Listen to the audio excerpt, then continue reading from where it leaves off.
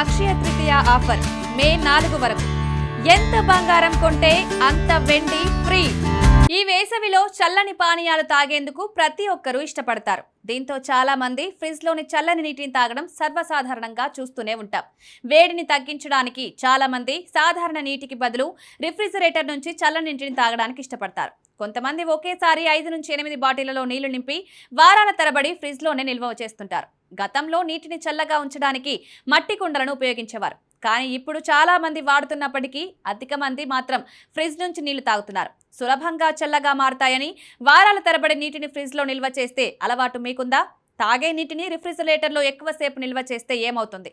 ఇది ఆరోగ్యాన్ని ఎలా ప్రభావితం చేస్తుందో నిపుణులు చెప్తున్నారు. ఈ రోజుల్లో చాలా మంది మట్టి కుండల్లో కాకుండా ఫ్రిడ్జ్ లో నీటిని నిల్వ చేస్తున్నారు. తాగునీటిని ఫ్రిడ్జ్ లో ఎంతసేపు నిల్వ చేయవచ్చో చాలా మందికి తెలియదు. నిపుణుల అభిప్రాయం ప్రకారం తాగునీటిని రిఫ్రిజిరేటర్లో 24 గంటలు మాత్రమే ఉంచాలి. 24 గంటలకు మించి నిల్వ చేయవద్దు. అంటే నీటిని మార్చాలన్నమాట.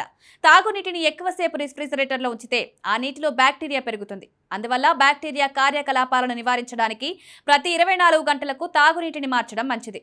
ప్లాస్టిక్ బాటిళ్లలో నీటిని నిల్వ చేయకుండా ఉండడం కూడా మరీ మంచిది. మరో ముఖ్యమైన విషయం ఏంటంటే ఫ్రిడ్జ్ నుంచి నీటి తీసిన వెంటనే తాగకూడదు. దానిలోని చల్లని శాతం తగ్గిన తర్వాతే నీటిని తాగాలి.